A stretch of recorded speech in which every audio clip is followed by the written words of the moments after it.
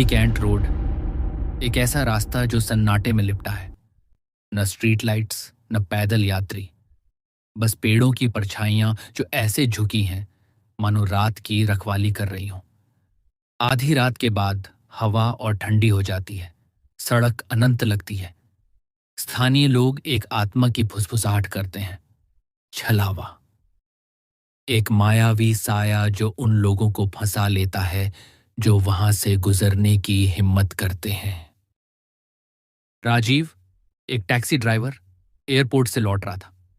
उसने यात्री को द्वारका उतारा था और शॉर्टकट से कैंट रोड ही घर पहुंचने का सबसे तेज रास्ता था। वह थका था, मगर आंखें सड़क पर टिकी थीं। डैशबोर्ड पर घड़ी चमकी, 1:15। तभी उसने उसे देखा। सफेद साड़ी में एक औरत नंगे पांव सड़क किनारे खड़ी थी। उसके बाल चेहरे पर लटक रहे थे। उसने एक फीका हाथ उठाया, लिफ्ट मांगते हुए। राजीव का दिल कह रहा था आगे बढ़ जाओ, मगर कुछ उसे खींच रहा था। उसने गाड़ी रोक दी। पीछे का दरवाजा बिना आवाज खुले वह अंदर बैठ गई। कहाँ जाना है मैडम? बस चलो। उसने रियर व्यू मिरर देखा। शीशा धुंधला हो गया, उसकी शक्ल धुंधली। राजीव की पकड़ स्टीयरिंग पर कस गई। उसने एक्सीलेटर दबाया। मिनट बीते। सड़क लंबी, अंधेरी, न मोड़ न कोई निशान, बस वही रास्ता बार बार। राजीव की सांस भारी हो गई। उसने फिर शीशे में देखा और जम गया। पिछली सीट खाली थी। गाड़ी हिलने लगी। कुछ भारी ऊपर चढ़ा था। राजीव ने गाड़ी मोड़ी, हेडलाइट्स पेड़ों से टकराईं और फिर उसने उसे देखा, न गाड़ी में न सड़क पर, बल्कि गाड़ी के साथ साथ दौड़ती हुई। उसका चेहरा डरावनी मुस्कान में फटा हुआ, आंखें गड्ढों जैसी। उसके पांव जमीन को छू ही नहीं रहे थे। जितनी तेज गाड़ी भागी उतनी तेज वो भी। एक्सीलेटर दबा दिया। 80, 100, 120। गाड़ी कांप रही थी। उसकी सांस फट रही थी। फिर भी वह वहीं थी। उसका सिर अजीब तरह से झटका मार रहा था। चेहरा खिड़की से सटा, जैसे अंदर घुसने ही वाली हो। राजीव चीखते हुए प्रार्थना पढ़ने लगा। उसका गला कांप रहा था। उसने एक पल के लिए आंखें बंद की और आंखें खोलते ही सड़क खाली थी। वह गायब हो चुकी थी। राजीव तब तक नहीं रुका जब तक मीलों दूर एक ढाबे पर नहीं पहुंचा। वह लड़खड़ाते हुए बाहर निकला, पसीने से तर। लोग उसे चुपचाप देखते रहे। एक बूढ़ा बड़बड़ाया, तू बच गया। बहुत से लोग वापस नहीं आते, कहते हैं वो औरत एक सड़क हादसे में मरी थी और उसकी आत्मा कैंट रोड पर भटकती है। मगर कुछ मानते हैं कि वो औरत नहीं, बल्कि एक छलावा है, एक मायावी प्रेत जो रास्तों को मोड़ देता है, ड्राइवरों को फंसाता है और उनके डर से पोषण लेता है। आज भी आधी रात के बाद ट्रक और टैक्सी वाले कसम खाते हैं कि वो उसे देखते हैं, इंतजार करती हुई, घूरती हुई, दौड़ती हुई। और अगर तुम कभी 1 बजे के बाद कैंट रोड से गुजरे तो दुआ करना कि तुम्हें पीछे से कोई आवाज न सुनाई दे। बस चलो।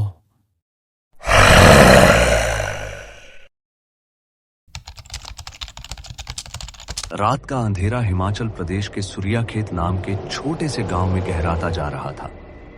गांव के चारों ओर ऊंचे देवदार के पेड़ खड़े थे और घना जंगल हर दिशा में फैल रहा था। बारिश की हल्की बूंदें हवाओं के साथ गिर रही थीं, जिससे वातावरण में ठंडी सरसराहट थी। गांव के मिट्टी की संकरी सड़कें, पुरानी झोपड़ियां और एक पुरानी हवेली इस अंधेरे में और भी रहस्यमय लग रही थी। गांव के बुजुर्ग हमेशा चेतावनी देते थे, उस हवेली के पास मत जाना, वहां तांत्रिक की आत्मा बसी है। लेकिन राहुल, उम्र 22 साल, साहसी और जिज्ञासु, अपनी लाल अटेन और बैग लेकर अपने 2 दोस्तों मयंक और नेहा के साथ उस हवेली की ओर बढ़ा। राहुल ने कहा, हमें बस तांत्रिक का रहस्य जानना है, डरने की जरूरत नहीं। मयंक ने डरते हुए जवाब दिया, पर राहुल, ये जगह सुनसान और डरावनी है, कहीं कुछ भी हो सकता है। नेहा ने हल्की मुस्कान के साथ कहा, चलो हम भी बहादुर बनते हैं, बस धीरे धीरे आगे बढ़ते हैं। तीनों ने लालटेन जलाकर हवेली की ओर कदम बढ़ाए।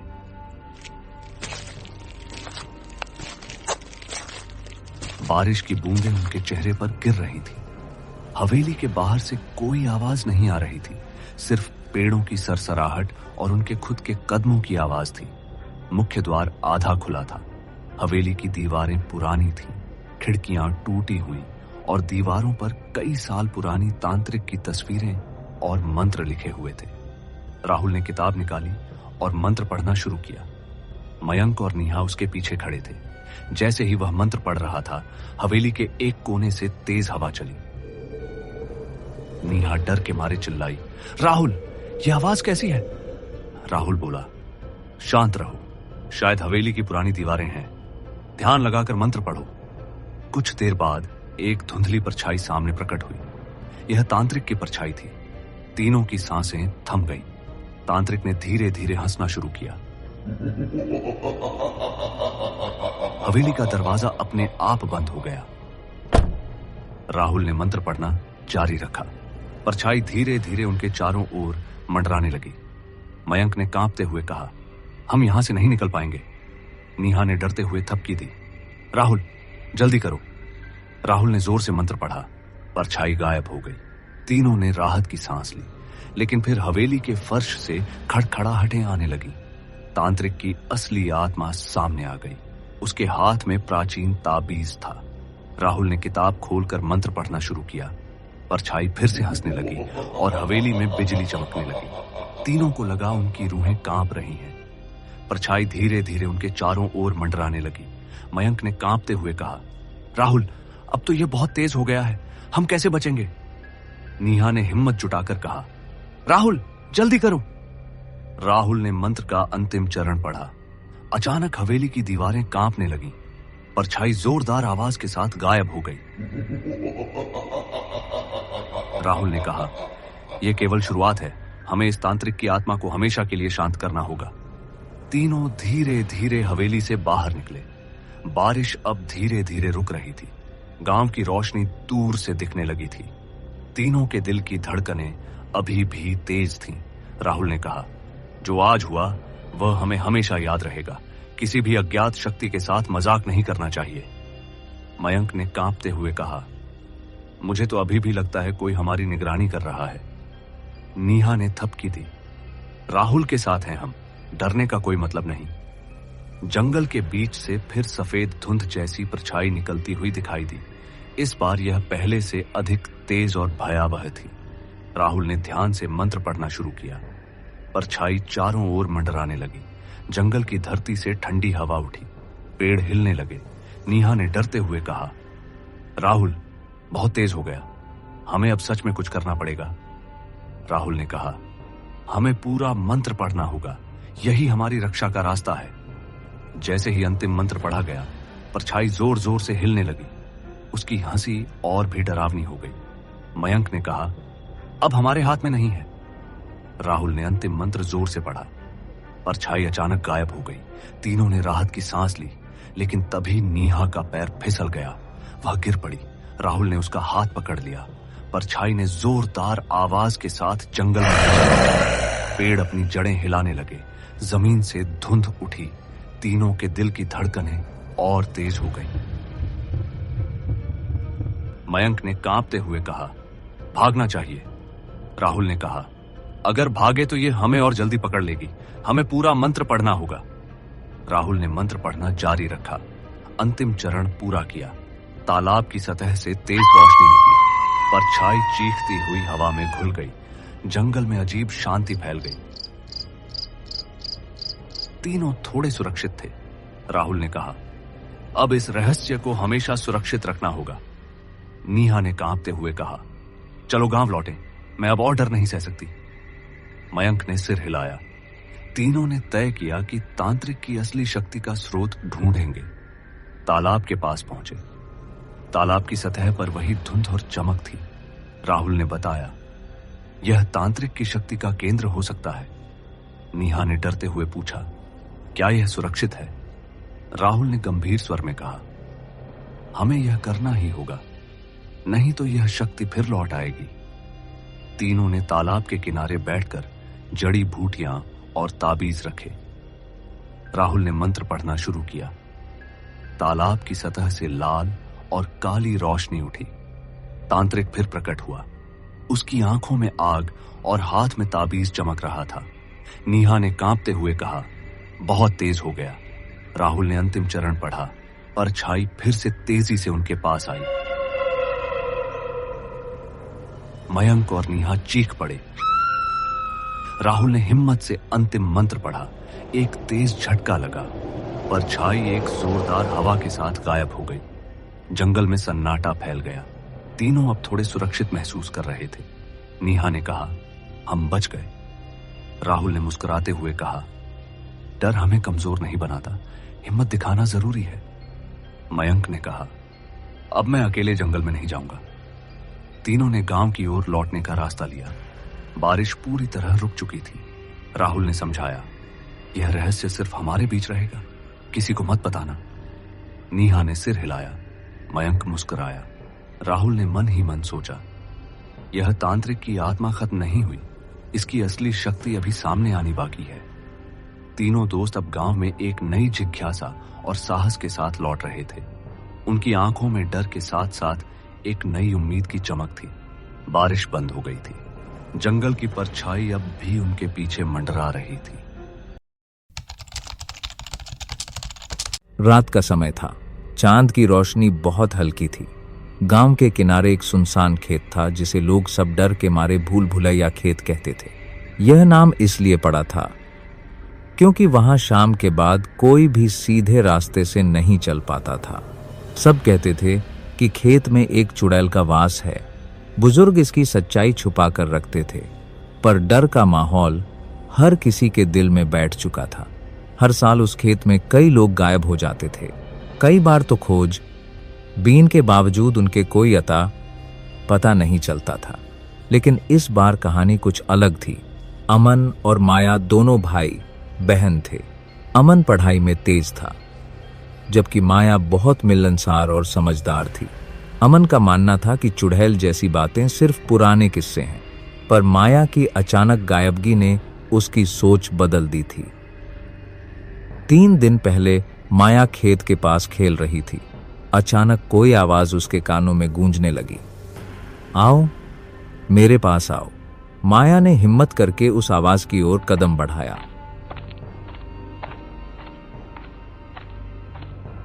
पर जब उसने चारों तरफ देखा तो कोई नहीं था।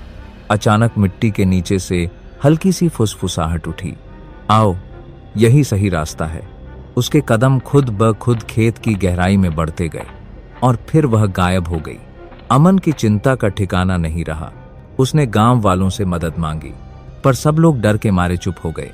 अमन ने खुद तय किया, मुझे माया को ढूंढना ही होगा। अगले दिन अमन सूरज ढलने से पहले खेत के पास पहुंचा। सूरज की लालिमा धीरे धीरे अंधेरे में बदल रही थी। पक्षियों की चहचहाहट खत्म हो गई थी। हर तरफ सन्नाटा पसरा था। अमन ने गहरी सांस ली।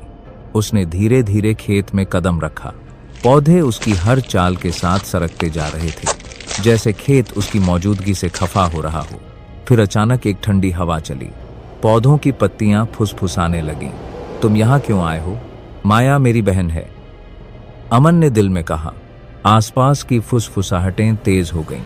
यहां से लौट जाओ, तुम भी इसी खेत में फंस जाओगे। अमन ने अपनी आंखें बंद कर लीं और गहराई से सांस ली। मुझे डर नहीं लगेगा, मुझे माया को बचाना है। तभी खेत के बीच में एक परछाई धीरे धीरे उभर आई। वह महिला चुड़ैल थी।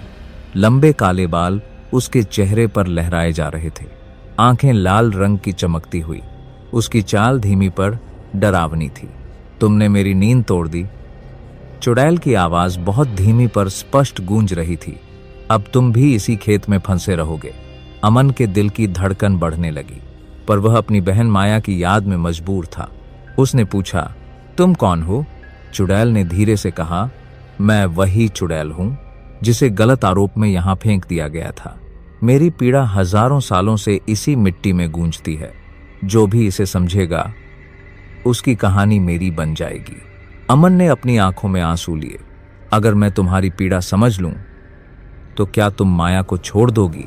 चुड़ैल ने खौफनाक हंसी के साथ उत्तर दिया, सच जानो, मेरी पीड़ा को समझो, तभी मैं मुक्त हो पाऊंगी।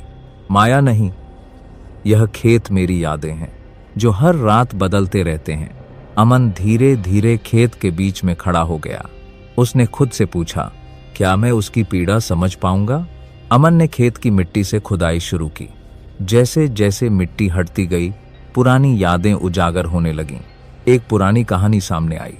सैकड़ों साल पहले एक निर्दोष महिला पर चुड़ैल होने का आरोप लगाया गया था। गांव वालों ने उसे अपमानित किया था। उसकी निर्दोष चीखें हवा में गूंजती रही थीं, पर किसी ने नहीं सुनी। फिर एक दिन चुड़ैल गायब हो गई और उसी जगह को बंजर छोड़ दिया गया। जैसे जैसे वह सोचता गया, फुसफुसाहटें धीरे धीरे शांत होने लगीं। पेड़ पौधे धीरे धीरे अपनी जगह पर लौटने लगे। चुड़ैल की परछाई धीरे धीरे गायब होने लगी। फुसफुसाहटें धीरे धीरे शांत हो गईं। अब मैं शांति से जा सकती हूँ, चुड़ैल ने कहा। तुमने मेरी पीड़ा समझ ली, इसलिए माया को आजाद किया जा सकता है। अचानक खेत से एक हल्की सी रोशनी निकल गई। माया खेत के किनारे बेहोश पड़ी मिली। उसके चेहरे पर एक हल्की मुस्कान थी। धीरे धीरे उसने होश में आकर कहा, भाई मैं ठीक हूं। गांव वाले इकट्ठा हो गए। अमन की बहादुरी की खूब तारीफ की गई। अब खेत के चारों कोनों में तुलसी के पौधे लगाकर उसे पवित्र कर दिया गया, ताकि फिर कभी कोई चुड़ैल या आत्मा वहां ना आ सके। परंतु अमन का मन अब भी बेचैन था। वह रोज खेत की तरफ देखता, हर चांदनी रात को धीरे धीरे खुद से कहता, मैं तुम्हारी कहानी जान चुका हूं, पर क्या मैं तुम्हें कभी भूल पाऊंगा? कई दिन बीत गए। माया धीरे धीरे ठीक हो गई, परंतु अमन ने खेत से एक बात सीखी थी कि कुछ रहस्य मिट्टी में दबे होते हैं और उन्हें समझना बहुत जरूरी होता है। एक दिन अमन गांव के बुजुर्ग से मिला। बुजुर्ग ने उसे बताया, अमन बेटा, याद रखो, हर धरती का अपना इतिहास होता है। जो भूल जाए वो फिर उसी इतिहास का हिस्सा बन जाता है। अमन ने गंभीरता से सिर हिलाया। उसने तय किया, अब मैं इस गांव की रक्षा करूंगा, कभी भी किसी के साथ अन्याय नहीं होने दूंगा। उसने खेत के चारों तरफ एक छोटी दीवार बनाई, तुलसी के पौधे और पवित्र जल से खेत को आच्छादित किया।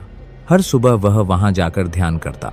सभी गांव वाले उसे सम्मान की नजर से देखने लगे, क्योंकि उसने न केवल अपनी बहन को बचाया था, बल्कि पूरे गांव को उस प्राचीन भय से मुक्ति दिलाई थी। लेकिन जब चांदनी रात आती तो धीरे धीरे अमन खेत की तरफ देखता और कहता, मैं तुम्हारी पीड़ा समझ चुका हूं, पर क्या मैं तुम्हें कभी पूरी तरह भूल पाऊंगा? कहते हैं आज भी अगर तुम ध्यान से सुनो तो उस खेत की मिट्टी से फुसफुसाहटें आती हैं। अगर मैं आपको बताऊं कि एक ऐसी कॉन्जरिंग फाइल है जिसका जिक्र पहले कभी किसी ने नहीं किया, एक ऐसी कहानी जो इतनी खौफनाक थी कि उसे ऑफिशियल रिकॉर्ड से हटा दिया गया। 1970 के दशक में अमेरिका के एक छोटे से शहर में एक पुराना फार्म हाउस था। लोग कहते थे कि रात को वहां से अजीब अजीब आवाजें आती थीं। इसी घर को खरीदा था माइकल जॉनसन ने। माइकल एक स्कूल टीचर था, सीधा साधा, जिद्दी और एकदम प्रैक्टिकल आदमी। उसकी पत्नी सैरा एक होम मेकर थी, प्यारी सी, थोड़ी धार्मिक, और उनकी 3 बेटियां, 14 साल की ऐना, 10 साल की लिली और 6 साल की छोटी एमा। फैमिली एक्साइटेड थी। उन्हें लगता था कि एक बड़े घर में रहना मतलब एक नई जिंदगी की शुरुआत। जब वे फार्म हाउस के ड्राइववे से अंदर आए, सब खुश थे। सैरा ने कहा, माइकल देखो कितनी खुली जगह है, बच्चे यहाँ कितना खेल पाएंगे। लेकिन जब उन्होंने पहली बार घर का मेन डोर खोला, एक ठंडी हवा का झोंका आया और सबने एक ही बात महसूस की। घर के अंदर एक बहुत पुरानी स्मेल थी, जैसे सदियों पुरानी लकड़ी, मिट्टी और कुछ अजीब। बेसमेंट का एक बड़ा सा लकड़ी का दरवाजा था जो थोड़ा सा खुला रहता। माइकल ने सोचा हिंज खराब होगा। उसने जोर से बंद करके बोल्ट लगा दिया, पर यह सिर्फ शुरुआत थी। पहली रात सबने अपने अपने कमरे सेटल किए। ऐना ने अपना रिकॉर्ड प्लेयर लगाया, लिली डायरी लिख रही थी और एमा ने अपना टेडी बेयर संभाल कर रखा। रात के करीब 2 बजे थे। सब सो रहे थे, पर एक अजीब सी बदबू ने सबको जगा दिया। बदबू ऐसी जैसे कच्चा मांस कहीं धूप में सड़ रहा हो। माइकल ने तुरंत लाइट जलाई। सैरा ने सोचा शायद किचन में कोई चीज खराब हो गई होगी। दोनों ने मिलकर पूरा घर छान मारा। Kitchen, attic, store room, pantry, हर जगह सफाई थी। पर जहां भी जाते एक बात साफ थी, बदबू सबसे ज्यादा तब महसूस होती जब वे अपनी सबसे छोटी बेटी एमा के पास खड़े होते। सैरा ने घबराकर एमा को देखा। छोटी सी बच्ची अपने बेड पर बैठी हुई थी, बिल्कुल शांत। उसके चेहरे पर एक अजीब सा डर था। एमा, स्मेल आ रही है, ये क्या है? सैरा ने पूछा।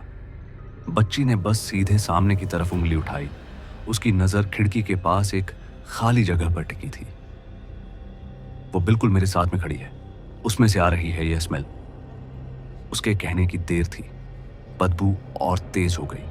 इतनी तेज कि लग रहा था जैसे कुछ उनके ऊपर सड़ रहा हो। माइकल ने कैंडल उठाई।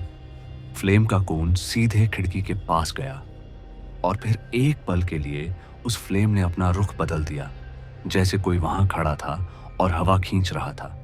सैरा का गला सूख गया। उसने अपने कान के पास हल्की सी सांस महसूस की, ठंडी सीलन वाली सांस। सुन रहे हो? मुझे लगता है कोई यहां है। माइकल ने कैंडल उठाई और कॉरिडोर में देखा। अंदर अंधेरा था। वो आवाज रुक गई थी। नेक्स्ट मॉर्निंग एमा ने ब्रेकफास्ट टेबल पर कहा, मम्मी, कल रात वो आंटी फिर आई थी। सैरा ने पूछा, कौन आंटी बेटा?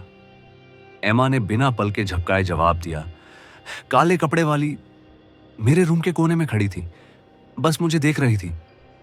सैरा ने हंसी में टाल दिया, तुमने सपना देखा होगा। लेकिन जब उसने एमा का रूम साफ किया, एक पुरानी रॉकिंग चेयर धीरे धीरे हिल रही थी।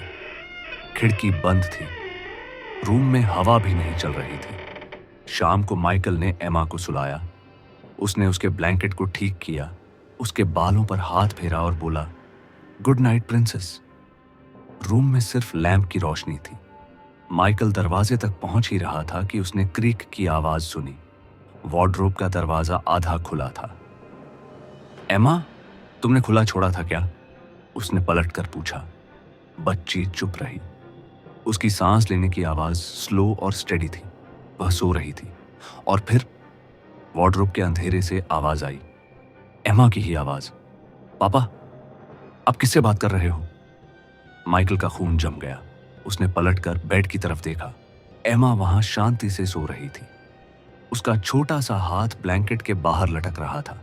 वार्डरोब से आवाज दोबारा आई, इस बार और तेज। डैडी, मैं तो यहां हूं। दरवाजा धीरे धीरे अपने आप खुलने लगा। अंधेरा और गहरा होता गया और उस अंधेरे में से एक पतला सफेद हाथ बाहर निकला। माइकल की आंखें फैल गईं। उसने एमा की तरफ दोबारा देखा और उसने देखा कि बेड पर सोती हुई बच्ची के होंठ हल्की सी मुस्कान में उठ गए थे। और तभी अलमारी के अंधेरे से एक चेहरा दिखा। चेहरा भी एमा का था, बिल्कुल वैसा ही, लेकिन उसकी आंखें पूरी तरह काली, खोखली, और उसने मुस्कुराते हुए सिर्फ एक वाक्य कहा, असली एमा तो मेरे साथ है। अचानक अलमारी का दरवाजा जोर से बंद हो गया। लैंप फूटकर बुझ गया। पूरे कमरे में अंधेरा छा गया और फिर हंसी सुनाई दी।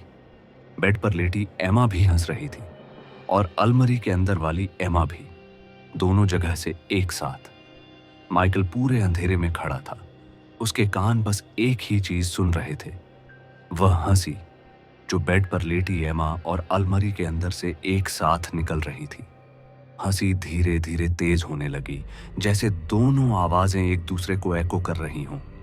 माइकल ने कान के पास हाथ रखा और घबराकर चिल्लाया, बस करो, कौन हो तुम? पूरे कमरे में अचानक खामोशी छा गई। बस एक ठंडी सी हवा चल रही थी जो उसकी गर्दन से टकरा रही थी। और फिर एक ही जगह से आवाज आई, एमा के बेड से। बच्ची ने आंखें खोली और सीधे माइकल की तरफ देखकर धीरे से बोली, डैडी प्लीज अंदर मत देखो। माइकल की हृदय गति रुक सी गई। उसने अलमारी की तरफ देखा। दरवाजा बंद था, लेकिन उसके नीचे से अंधेरा बह रहा था, जैसे अलमारी के अंदर रोशनी की जगह एक जीता जागता अंधेरा बसा हो। फिर वहां से एक और आवाज आई। वह भी एमा की ही थी, लेकिन इस बार थोड़ी कर्क और गहरी। तुमने मुझे बिना गुड नाइट बोले अब मुझे यहां अकेला क्यों छोड़ रहे हो? माइकल अपने कदम पीछे खींचना चाह रहा था, पर पैर जमीन से चिपक गए जैसे। उसने बस इतना देखा कि अलमारी का हैंडल धीरे से घूम रहा था। बेड पर सोती एमा ने दोबारा कहा, डैडी अब हम दोनों के पास आ जाओ। और रूम का दरवाजा खुद ब खुद बंद हो गया। पूरे घर में सिर्फ एक ही आवाज गूंज रही थी, वह पतली ठंडी बच्ची की हंसी। माइकल जोर जोर से चिल्ला रहा था। उसके हाथ अलमारी के अंधेरे ने जकड़ लिए थे। उसने अपनी पूरी ताकत लगाई और अचानक पीछे की तरफ जोर से खींचा। जैसे ही वह गिरा, अलमारी का दरवाजा धड़ से बंद हो गया। पूरे कमरे में सन्नाटा छा गया। सिर्फ माइकल की सांस फूली हुई थी। उसने तुरंत बेड की तरफ देखा। एमा वहां चैन से सो रही थी, जैसे कुछ हुआ ही ना हो। उसके होंठ पर अब भी हल्का सा स्माइल था। माइकल का दिमाग घूम रहा था। उसने लैंप दोबारा जलाने की कोशिश की, लेकिन बल्ब फूट चुका था। उसने बस इतना ही किया, एमा के पास जाकर उसके सिरहाने बैठ गया, उसका हाथ पकड़ा और खुद को समझाने लगा, ये सब सिर्फ एक सपना था, बस एक सपना। थोड़ी देर बाद उसने आंखें बंद कर ली। कमरे में फिर से शांति आ गई, और उस शांति के बीच अलमारी के अंदर से सिर्फ एक हल्की सी खराश की आवाज आई, जैसे अंदर कोई धीरे धीरे लकड़ी की दीवारों को नोच रहा हो। क्या माइकल और उसकी फैमिली इस रहस्य से बाहर निकल पाएंगे? क्या फार्म हाउस में मौजूद वो डरावनी शक्ति कभी उन्हें छोड़ देगी? इस डरावनी कहानी को देखने के लिए धन्यवाद। अगर आपको यह कहानी रोमांचक लगी हो तो इस वीडियो को लाइक जरूर करें, हमारे चैनल को सब्सक्राइब करें और बेल आइकॉन दबाएं ताकि आप हमारी अगली डरावनी कहानी मिस न करें। आपकी राय हमारे लिए बहुत महत्वपूर्ण है। नीचे कमेंट में बताएं कि आपको यह कहानी कैसी लगी और आप कौन सी अगली कहानी सुनना चाहेंगे। इस वीडियो को अपने दोस्तों के साथ शेयर करें जो भूत प्रेत की कहानियां पसंद करते हैं। याद रखें, कुछ रहस्य ऐसे होते हैं जिन्हें उजागर नहीं करना चाहिए।